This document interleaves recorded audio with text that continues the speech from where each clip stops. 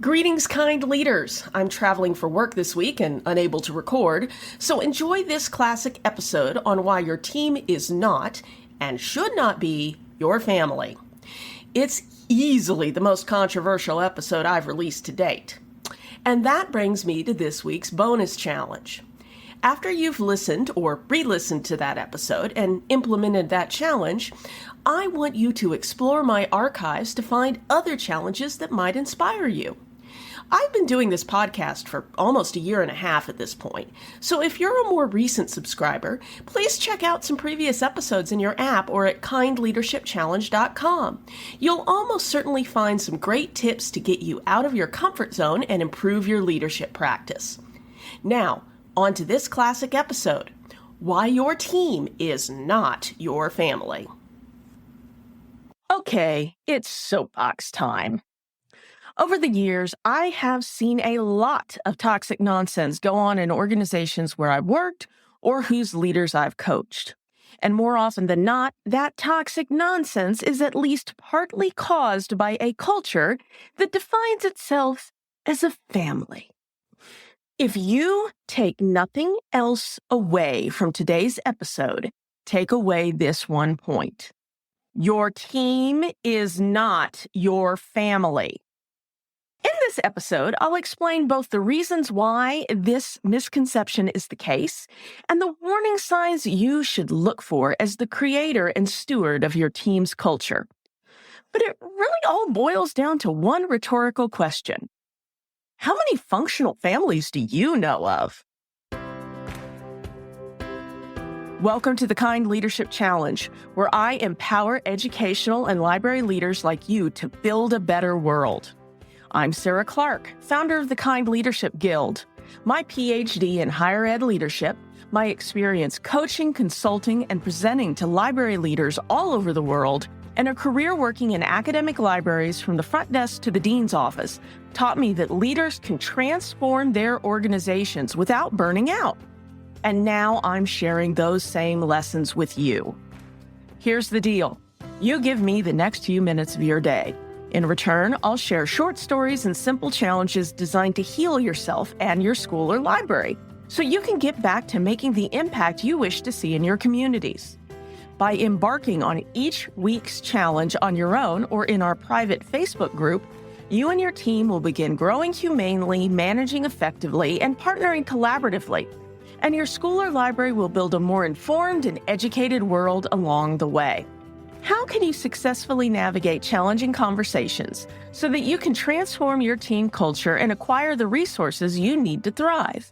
Mastering Challenging Conversations is a free guide to applying the principles of kind leadership to planning, conducting, and moving forward from any challenging leadership conversation. Just go to kindleadershipchallenge.com/conversations, enter your email, and start having the conversations that will impact your community for the better. A school or library team is not like a family for one very simple reason. Your employer will never love you, and trying to love them is a one-way road to burnout and disaster. Now, both a healthy team and a healthy family collaborate in a spirit of trust and psychological safety. And I think that's where this confusion of work and family might have gotten started. However, the purpose of a work team and the purpose of a family are very different. In a school or library, you are attempting to meet performance goals and serve your students, patrons, and community. In a family, the goal is to protect the family and keep it safe and well. Both of these are important goals, but they have different implications, which lead to very different power dynamics, member turnover, and interpersonal challenges. First up, power dynamics. Because the goal of a family is to protect and love its members as they grow, power dynamics ideally become more balanced and shift around over time. I see this with my mom, who's currently taking care of my 97-year-old grandma, who is physically healthy for her years, but is living with dementia. As you might imagine, my mom and grandmother's power dynamic has flipped almost completely over the course of my mom's life. From mother and daughter to a fairly close adult friendship of more or less equals, to the current situation where mom is helping her mother too, in her own words, grow down. It's a beautiful, bittersweet thing to watch, and I'm taking notes for when the time comes for me to step up to support my parents. In a workplace, however, power works differently. There are defined leaders and team members, and although people switch roles, it's all much more regimented and precise. Assuming that all those power dynamics play out within a culture of clarity and trust, those differences aren't inherently bad. But they mean that what happens in a healthy team is very different from what happens in a healthy family. There are performance standards that have to be met and behavioral expectations that have to be enforced. Budgets have to be balanced, even if it means cuts to services or staff. And although a kind leader will expect loyalty from their team, they don't want so much loyalty that their team is scared to speak up or ask questions if their leader is making mistakes. More seriously, a leader also doesn't have the right to ask a team to put the organization's needs above their own health and rest. Secondly, there is, or at least should be, a heck of a lot more turnover in a healthy team versus a healthy family. A new arrival to your team should be welcomed as a valuable asset, not eyed with suspicion like a new baby sibling who was promised to be a fun playmate but really just smells funny and cries all the time. And a departure of a team member should be seen as a bittersweet farewell, not an act of exile or betrayal. Through no malice or intent, overly tight teams can be hard to break into, and at their worst can come with unspoken initiations and hazing rituals. And those teams can be hard to leave, both for those who move on and for the people who remain. That means teams can stagnate and harden and become brittle. And though they may feel like they're family, a team like this can crack into panic and toxicity at the first big unexpected change. So why is it that people, leaders included, have such a tendency to mix up their teams with their families in the first place? My working theory is that all of us, myself included, bring our family baggage to work and semi-consciously try to recreate those relationships if we're not careful. I'm fortunate enough to have grown up in a pretty healthy family, but I still have some issues here and there because I was raised by fallible human beings. And as a leader, I have to be especially careful not to bring those issues into the office. I've witnessed and coached in situations where people are creating office drama by playing out dynamics with spouses, parents, kids, often without realizing it.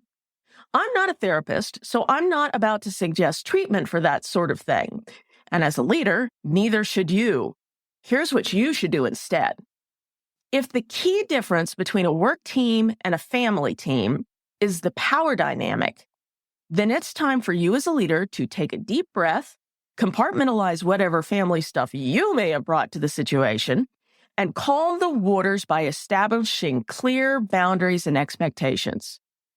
You can't fix the fact that your front desk clerk's uncle stole her slice of birthday cake when she was 7, but you can require her to speak to her manager with respect. And that manager might have to learn to take a breath and remember that her desk clerk isn't her challenging toddler who's been keeping her up nights all week. And as sad as some of you may find this, you will best be able to manage these inevitable family dynamics by keeping yourself from getting too close to your team. In most cases, you should strive to be friendly, but not friends. You need to preserve your ability to step back onto the balcony so you can observe your team, see how it works, and humanely but effectively steer them where they need to go to meet your shared goal.